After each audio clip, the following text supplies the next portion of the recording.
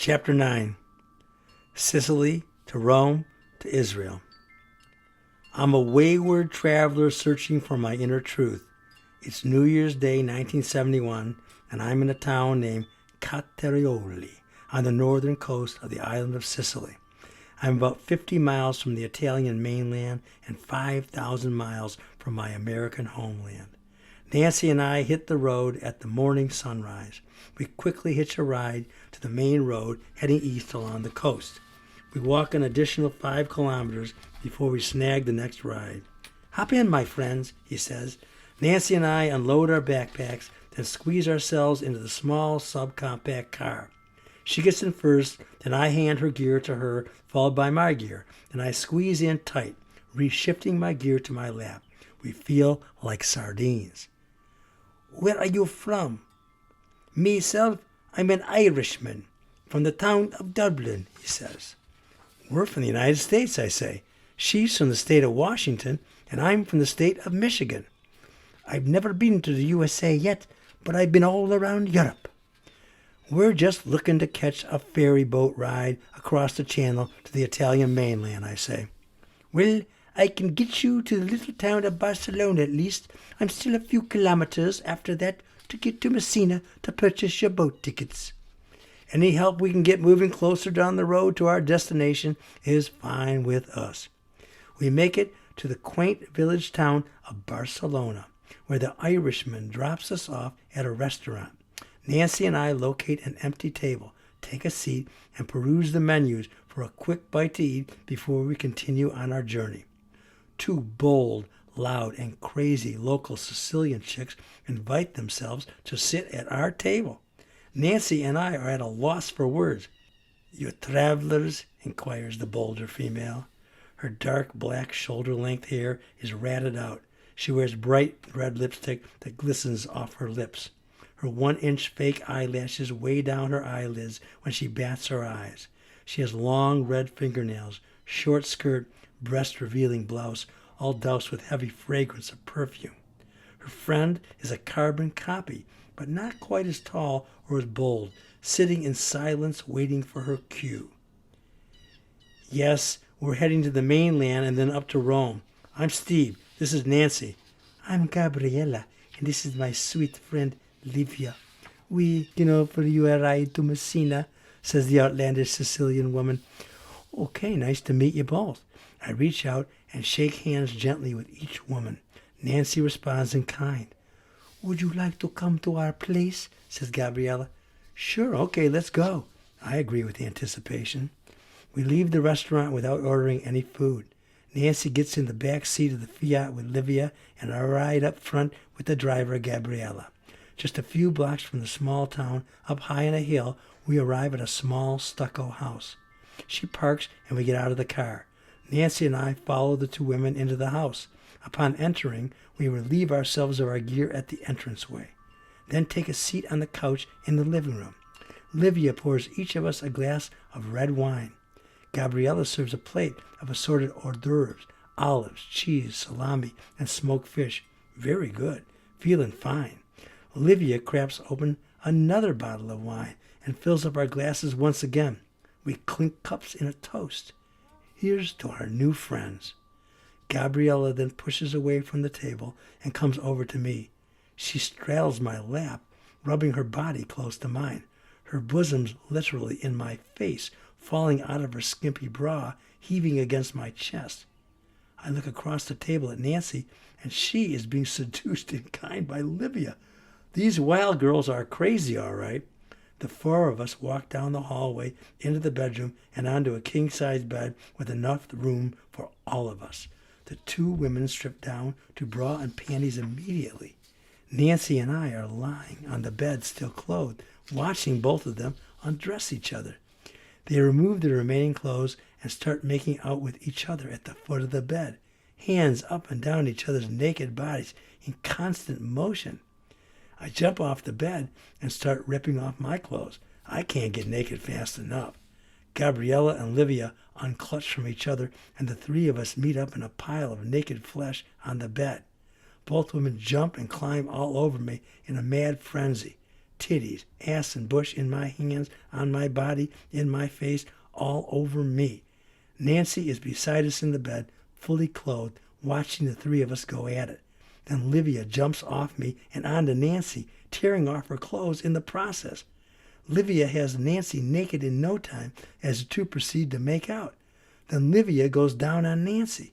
I've never seen or experienced lesbian activity before, so I stop what I'm doing with Gabriella to check out the two girls.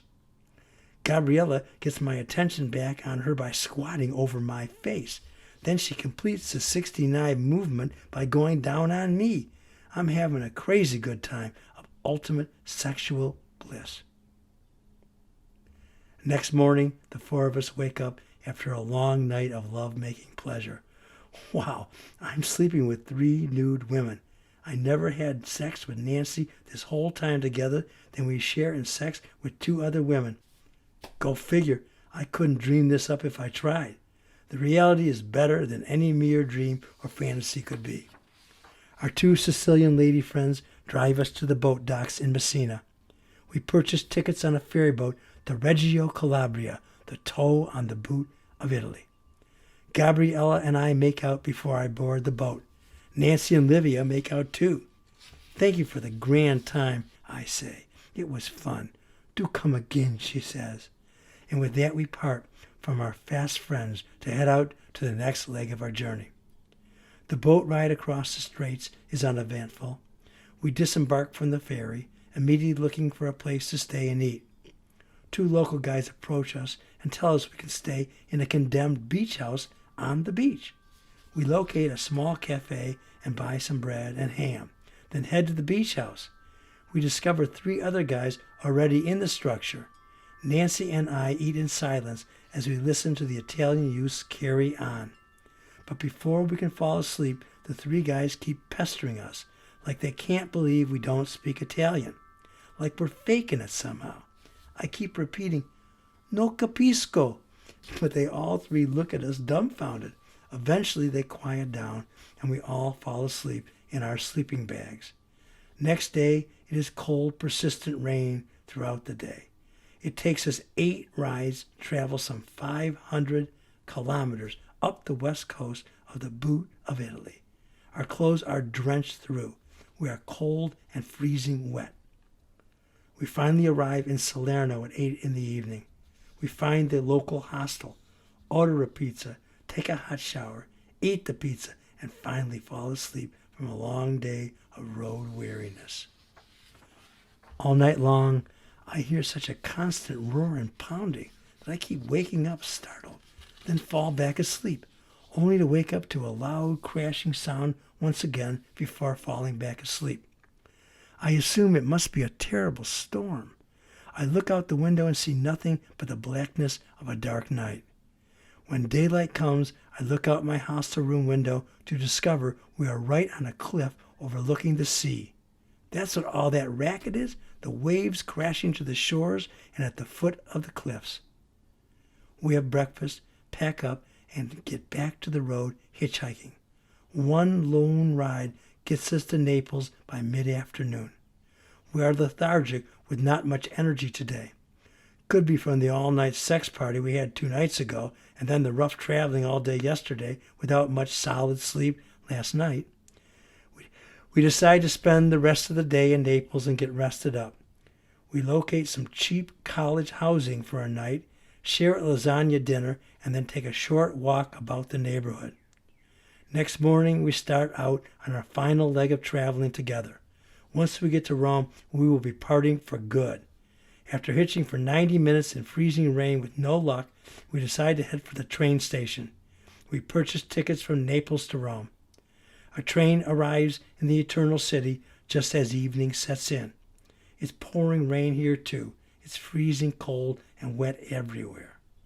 We locate a hostel, but our 1970 student sticker is no longer valid. We each purchase a new hostel student sticker pass for 1971, $6.50. What the hell? It feels great to wake up in the so-called Eternal City. I always dreamed of visiting Rome. Now here I am. I have much to see and do, plus a big decision to make. I'm at a major crossroads in my sojourn. Should I head home after some 90 days or continue my wandering adventure? I've thought about it quite a bit, but now I have to take action. Good morning, I say to Nancy as we meet up in the hallway after using the bathroom at the hostel. Today is our last day together. It's January 6th of the new year, and we survived our journey with each other. Nancy frowns at me. Yes, we did make it, but it wasn't all fun. You look like you had a good time that last night in Sicily, I respond with a mischievous smile. I never did anything like that before with a woman. I don't know what came over me. Maybe it was the wine. Yeah, I laugh.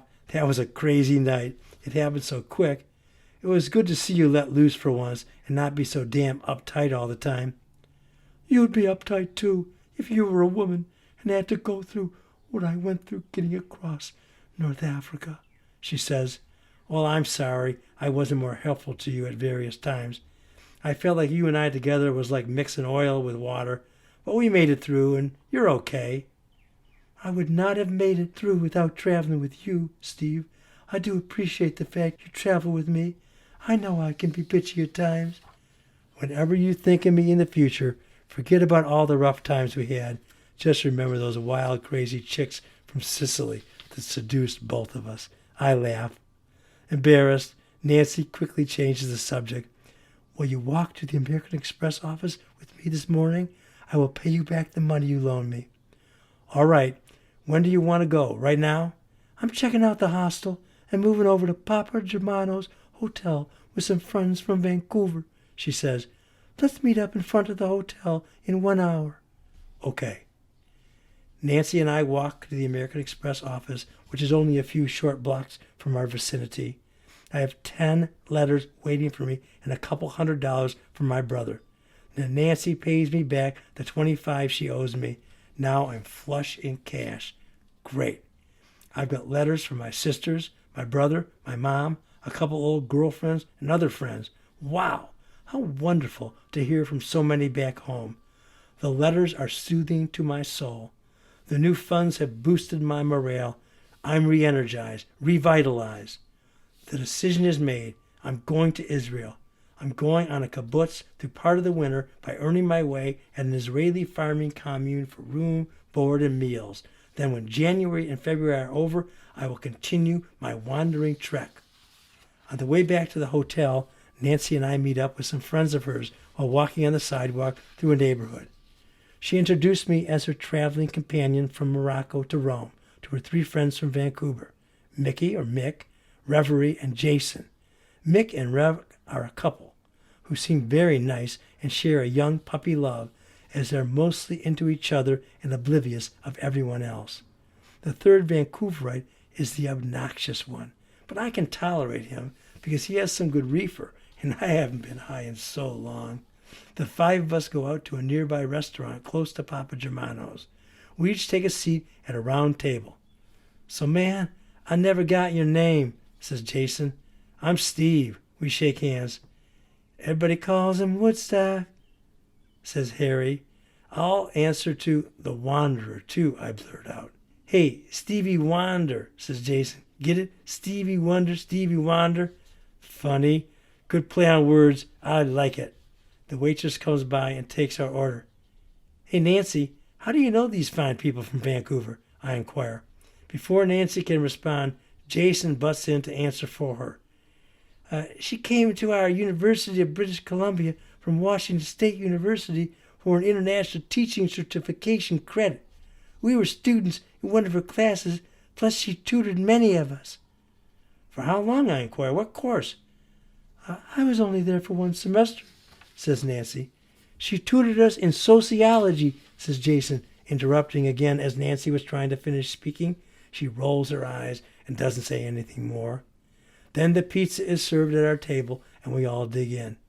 Mickey and Reverie sit real close to each other, rarely uttering a word. Jason talks with a mouthful of food. In fact, he never stops talking. I look at Nancy and shake my head. After dinner, Jason, the obnoxious, gets us all high with his fine quality weed in the hotel room. Rev and Mick proceed to curl up and make out on the bed. Nancy goes into the bathroom and doesn't come back out to the main room.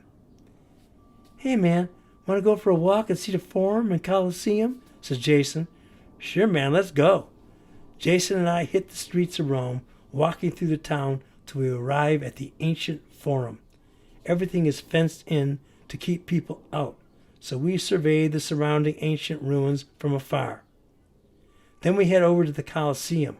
It's an amazing structure to walk up to, so iconic, very far out, man. Wow, it's not as big on the inside as I expected it to be. Jason lights up a joint, and we invite a nearby German youth from Berlin to partake with us. The three of us share the tokes in silence, looking out at the ruins. I'm momentarily planted in dual space-time as I imagine the lives of my human ancestors in ancient times visiting this place for the great spectacle of the game of death, the crowds, the cheering, the stilled blood and lifeless forms. Savage humanity, bloodthirsty Rome, after it all happened here 2 millennia ago. I snap out of it, back into my present reality. I suddenly feel the urge to leave, to get out of this place as quickly as I can. Without saying a word to the other two guys, I just leave. "Hey man, where you going?" I continue walking faster, looking for the exit to this place. Jason's voice fades in the background as I gain greater distance. I head down some stairs and a ramp till I exit out into the streets. I'm breathing heavy. My pulse is rising. The adrenaline is pumping. Maybe I lost my life in a previous lifetime, sacrificed in that arena. I keep walking at a brisk pace to get far away from the ancient ruins. I've had enough. Some strange awareness that I can't explain is trying to make entrance into my mind while here. I can feel it, sense it, an evil omen. Or maybe I'm just full of shit and paranoid. Yeah, that's it. I hail a cab. The Israel Tourist Office, please. I enter the office building of the Jewish state, where I gather some brochures and inquire about flights. Then I head to El Al, Israel's national airlines. "One ticket for Israel. One way, please." "Sir, do you have an international student card?" says the airline clerk. I slide in my card through the ticket window opening. "I'm sorry, sir. Your card is expired. You will not be able to travel to Israel at a student discount without a current card. You can apply for a new card at the U.S. Embassy." I depart from El Al and head in the direction of the embassy. It's a long walk, but I decide to hoof it on foot anyway. I use up a great portion of the rest of the day on my grand sightseeing walk through Rome. I arrive just before closing time. It costs me $2.50 to get a new card and swear that I'm a student in America. I complete the registration process and receive my new card. Now I have to go back to El Al, but it's too late. I'll go back tomorrow. I leave the U.S. Embassy and walk over to a nearby park, where I sit on a brick retaining wall looking out at the scenery. People from all walks of life in this cosmopolitan city pass by, when suddenly, who do I spot out of the crowds walking by? It's Nancy. "Hey, Nancy, where you going?" I holler out to her. Startled, she looks over in my direction, not recognizing me at first. "It's Steve over here," I wave. "Oh, Steve, you startled me," says she. "I'm heading to the American Express office. I was at the embassy earlier." "Me too. I just got done from there," I say. "Let me guess. You needed a new international student card like I did." I nod my head in agreement. Nancy and I walk to the American Express office and back to Papa Germano's hotel. "I'm leaving tomorrow," she says, "heading north to Milan for a week, then fly back home to Bellingham, Washington." "How long have you been trekking?" "I started in August. Been over 5 months now. I can't wait to be back to the comforts of home," she says. "What about you?" "I left my home at the beginning of October, so it's barely been 3 months, just a quarter of a year. I need more. I'm going to continue my wandering journey," I say, heading to Israel on a kibbutz, then some of the Middle East, and hopefully far out east to Afghanistan, India, and Nepal. "Well, good luck to you," she says. "I'm glad to be bringing my travels to a close. I've had enough. It wasn't easy for me out there. Knowing what I know now, I'd never do it again. You did okay. You pulled through, I say. I know it was a challenge, but you met it head on and did it. You should be proud of yourself for gaining such a daring experience. Thank you for your encouragement, Woodstock, she says with a smile. I know we stopped being good friends, and I can be a bitchy person sometimes. Sometimes, you say. How about most of the time? Okay, guilty as charged. Thanks anyway for putting up with me. Just remember that last night in Sicily whenever you think of me, I joke. Something like that will probably never happen to either one of us for the rest of our lives. We share a final laugh together and hug each other goodbye upon arriving at her hotel. The final split with Nancy is complete. This is going to be my last night in Rome. Tomorrow I fly to Israel. I meet up with my Vancouver friend, Hippie Mickey, minus his reverie. His girlfriend split to go up north, while Mick stayed behind. We in turn meet up with Oben and the Berliner hippies staying at the hostel. Oben has a car and drives us just outside Rome to a little tavern. The four of us share in drinking 3 bottles of wine, one after the other in quick succession. Mickey and strike up conversations with the pretty waitresses. The 2 guys have the girls giggling a lot as they flirt back and forth with each other. Oben, the soft-spoken German, suddenly zonks out at the table. I wake him up, but he's in no condition to drive. He falls back asleep with his head on the table. He must have done something before we left the hostel, because we have not imbibed that much to be passing out. Maybe he's a lightweight when it comes to drinking. Pulls out 2 joints and lights them together, passing one to me and Mick. The waitresses come over to our table. You can't do that in here. Says who? Laughs you. Says the boss and the law, replies the waitress. Mick and I keep toking, passing the 2 joints around. A big bouncer guy comes towards us, and we make haste, running out the door to the streets outside. Oben is still passed out of the table with the keys to the car. Damn it. Well, who's going back in, I inquire. And Mickey are flying high. Everything is funny, but not to me. Hey, I'm serious, guys. We got a situation we got to deal with here, I say. They continue laughing hysterically, falling over each other in the street. I can see they're of no use to work with me to resolve this dilemma. I go back into the tavern. Oben is awake now, but he looks lost and confused. The 2 waitresses and the bouncer surround him at the table. I take it upon myself to attempt to rescue him. Hey, I'm sorry. Let me get him out of here and back home. He had one too many. The big guy glares at me with a mean look as the 2 girls giggle. I go over to his chair to help Oben up. You okay, man? We need to go to the hotel. You can't drive. Give me the keys, I say. Low blood sugar, diabetes, he stammers to me while munching on a chocolate candy bar. I help him up, and we walk out the door into the street to Oben's vehicle, where we see Mickey and having a grand time laughing and carrying on. Everyone gets in the car. I drive us back into Rome, looking for the hotel where these guys are staying. First time behind a wheel in months. Everything is different than in America. Very strange. I managed to safely navigate us back into Rome and our part of town well after midnight. I locate a late-night restaurant and order us pizza and sandwiches to go. We head back to the hotel room, munch down, smoke a super joint, and listen to Pink Floyd's Uma Guma from a tape machine. Far out. The music is a real trip for my head. This morning I go to the Vatican and the Sistine Chapel. I pay 500 lira to get into the museum. I go with Mickey and 2 Aussies who sleep in my room at the student hostel. The main chapel is grand, but so obnoxious with its gaudy opulence. It doesn't seem right to me. Displays of vast riches run contrary to preaching the creed of helping the poor. The Sistine Chapel is just incredible. Its fame certainly seems appropriate. Michelangelo was a phenom. I split off from the group after the Vatican tour and go to El Al to pay for my ticket to Israel. It costs $69 American plus 100 lira embarkation fee.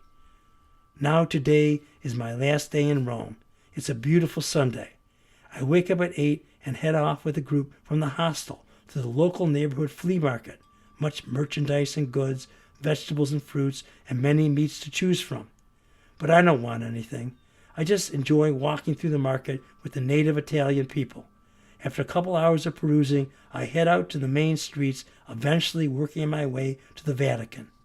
I get to experience the Pope's Sunday audience, like a white speck in robes from my far-off vantage point. I spot the Pope standing in a window ledge off to the side of St. Peter's Square, high above the massive crowd for all to see. The fantastic sound system of speakers blares out the holy words from the Pope to the masses. Afterwards, I head back to the hostel to pack up my gear and be ready for the next leg of the journey. I walk by the Forum and Colosseum one final time. Life is grand. The sun is out, the sky is blue and pure. My thoughts skip forward to the new journey ahead, and what fabulous adventures it may behold. I look forward to new experiences that await just beyond the horizon.